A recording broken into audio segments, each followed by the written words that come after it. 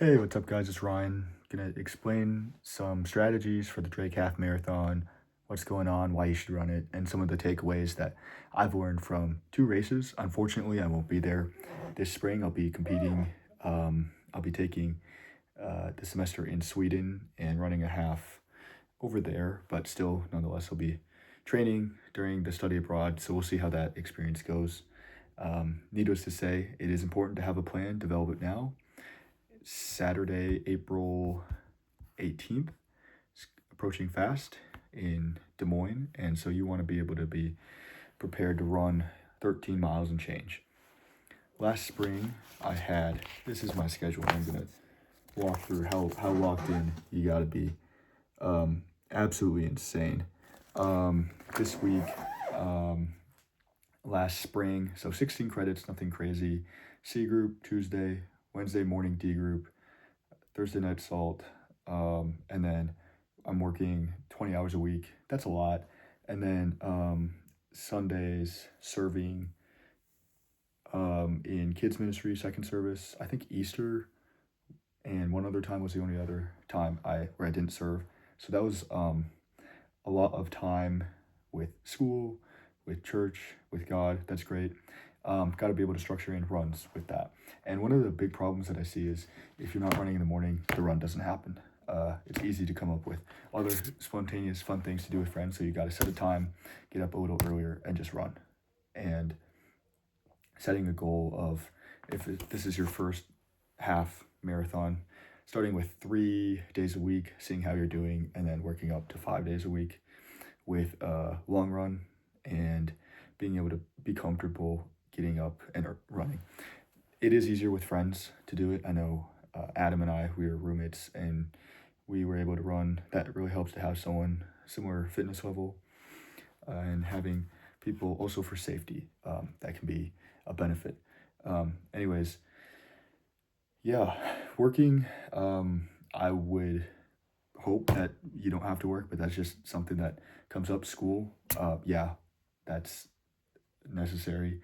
And then everything else that happens, um, it's got to get done sometime. And so before you start running, you have to make a plan for yourself. Like, do I have time with homework, with my other responsibilities, with friends, with family, and health? I had some pretty crazy injuries last spring. The first one was like my lower back completely exploded. I was doing some leaps and bounds.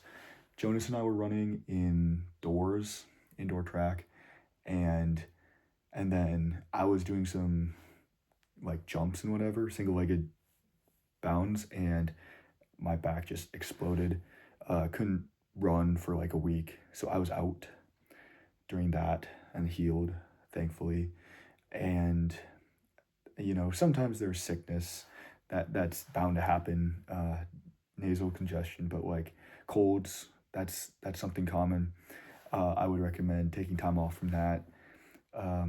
And then, yeah, I mean, last year I had a sprained ankle and a quad contusion as well. And there's just times where it's like you gotta slow down. You're doing too much. You're not having time to recover, and you're staying up too late.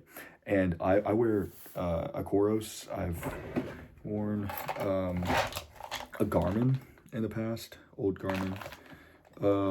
Whoops, wouldn't not recommend. Running with your phone, that's fine. And this died, but just having like a digital watch just to count minutes, that's another way to keep yourself accountable there. But anyways, for the Koros for sleep tracking, last year I had averaged in sleep 8 hours and 19 minutes. With naps, it was almost 8 hours, 8.5 hours a night. And yeah, that is going to help with injury prevention, with recovery, with so when you run, you can't recover more, you can do less. So if you're starting out and you're going a 3 miles run and it's taking whatever pace, the next time that you run and you're still feeling sore, maybe you should take more time between the run. You see what I mean? So you can't do more. So that, what is that? It's eating things that you can find out in nature. It's sleeping. It's monitoring, what you put into your body, and just being really dialed there. If if that's a challenge before you start training, I would start writing down what you eat in a day. Try to figure out where you're at for calories, if you're in a surplus or a deficit, and going from there, trying to see if you need more or less calories. Not a dietitian, not a doctor, um, but yeah, probably need to be eating more to accommodate training. And I mentioned 3 days a week as running for entry level runners. That works. Yeah, 2 easy runs and then something to work in. I know that I was talking to Pinto about this at mile 10 of the half. There is 62 foot of elevation. So gain. So mile 9, you have 62 foot of decline, and then mile 10, you have 62 foot of incline. That feels a lot. That was my slowest split of the half. I, yeah, can run through those here in a minute. But, anyways, if you're not prepping for hills, it's just going to be a challenge, and you want to be able to see what you're doing on race day. So I would recommend doing hills, something faster up the hill, and then 30 seconds of going fast up the hill, and then walk down. And you can start with 10 of those and then work up, 20, 30, see how you're at with a nice warm up and cool down. With entry, with people that are running for the first time, that are maybe coming from basketball, football, and maybe like no sport at all, some people recommend running with minutes. Some people say miles. Relative effort, I would say most of your runs, you want to have them easy, conversation pace. Some of the advice online is to like run with a tennis ball, so you can bounce it, juggle it, or whatever. So you're like not going too fast. But I feel like that's super juvenile. I wouldn't appreciate that. And so what I would do instead to keep my runs easy is just run with people and talk, or listen to a podcast and try to like think, a little bit with what's going on.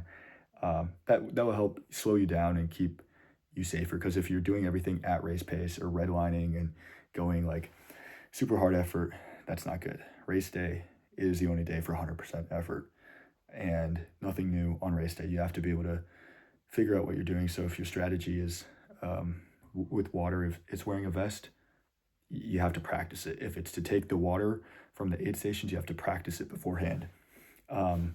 If you're wanting to do stinger, gummies, gels, something like that, you have to practice beforehand.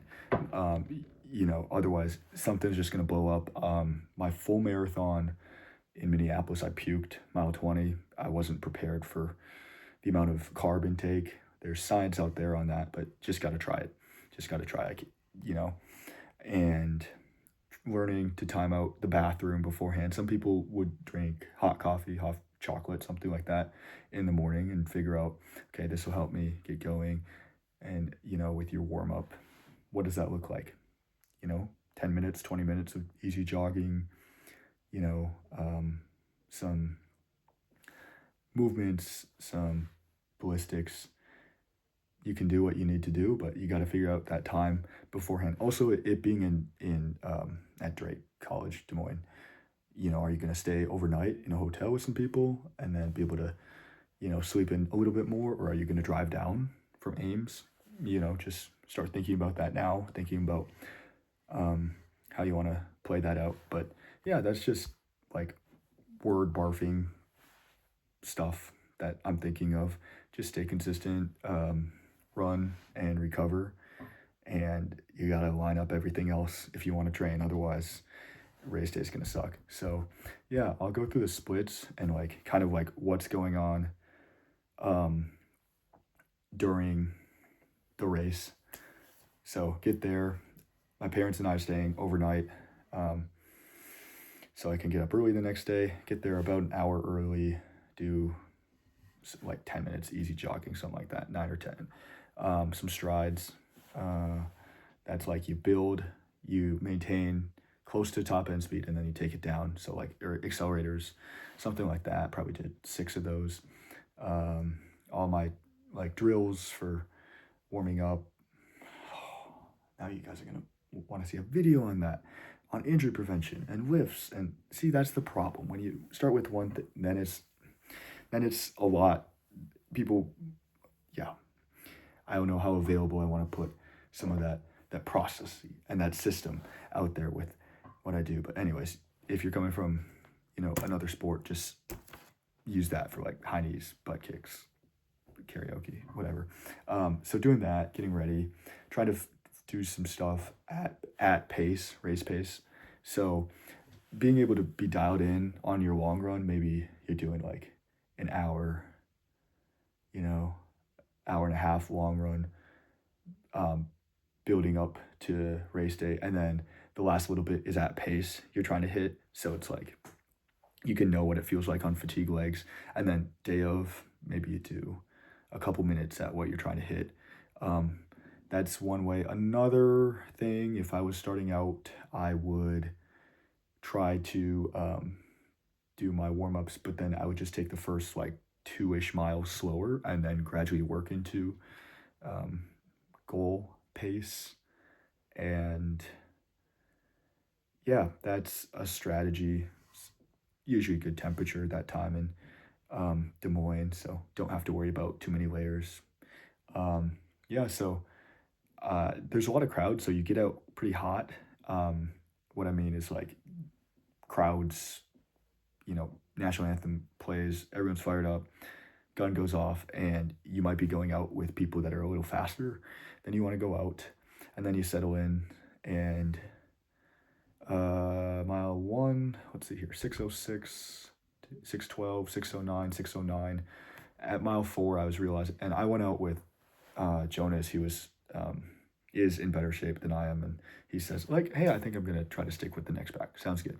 So then I kind of fell back a little bit, 6:19, 6:26, 6:19, a little bit of elevation gain there. I'd say the two freshman and sophomore year, the halves, first 5 miles, you feel good.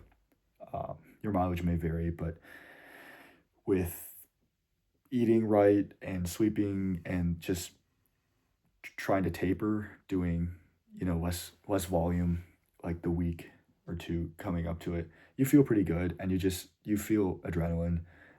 So the first 5 miles or whatever, it might feel a little better conditions, performance conditions, and then um, mile let's see here, 6 was 6:26, 7 6:19, 8 was 6:19, 9 was 6:13. So yeah, acceleration, you want to not accelerate super quickly. You're like, oh, I see a gap between me and the runner in front of me.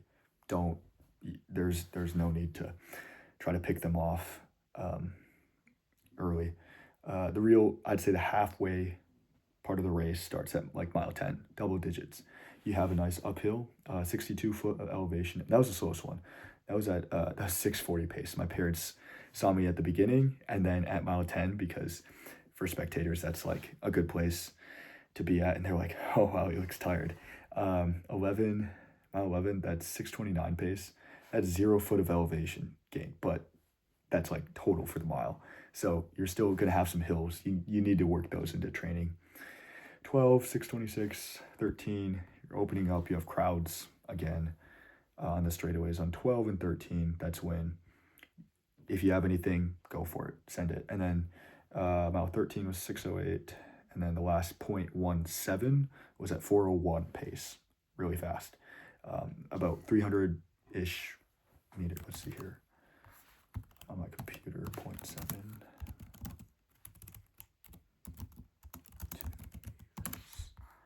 273 meters, 4:01 pace. So, yeah, they say your name once you get in the blue oval at Drake, and just take off, whatever you have, send it. And it's cool, great environment, good course. Yeah, so know what time you have in mind, and then from there, you work backwards. How much time you have in a week, how much time you can run, how much you can recover. I think some of the reasons for injuries is you push it too far, too fast. You're trying to race in practice or keep up with people in practice that, like, you have to take it down a notch and figure it out, adjust If something hurts, stop, and go out there and have fun. So definitely would recommend working in hills. Progress your long runs each week. Saturday long runs, maybe each week by 10 minutes. See how that goes. If it's your first time running, working some cross training, working like um, a bike session, elliptical, something like that. If you have an intramural, do that, and then hop on the bike afterwards. Easier for you're not going to get injured, but you want to run and just yeah, you'll figure it out. Everyone can handle a different amount of load and strain on the body, and once you can start doing like an hour run or 10 miles, you're ready to go. And so that's what I'd recommend. Um, yeah, draft off of people during the race and just position yourself behind people because you're going to work better with aerodynamics and stuff. So that's what I got. If you have any questions, text, email, comments. If you don't want to use Strava, use Excel to map for consistency, and find some people that are doing it too, because it's a lot of fun. It's hard work, good work. It's type 2 fun, where the runs kind of suck, but the payoff, the race is so enjoyable, so worth it. So that's what we got. Drake Half Marathon. Won't be here this spring, studying abroad in Sweden, but next spring. I'll be back. See you guys.